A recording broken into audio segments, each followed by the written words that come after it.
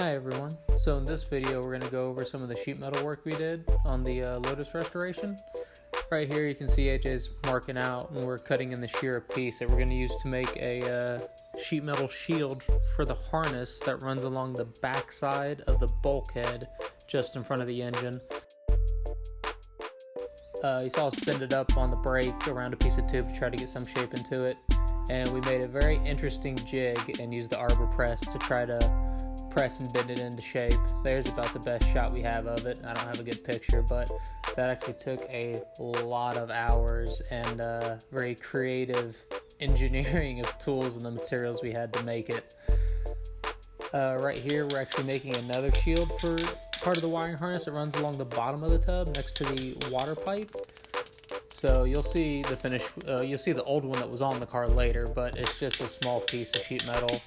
Got everything clamped with a piece of tube to the workbench, and then with either a soft hammer or against a wooden tool we'll shape it into there we go. So yeah, you can see it's just a very smooth 90-degree bend to help protect the wiring from the heat of the water pipe and just to hold it underneath the tub so it doesn't drag the ground or anything. Here we're starting to put on finalize some of the brackets and stuff. You can see we put one. There's the second mount for the body. It's just a little bracket for a Zeus fastener.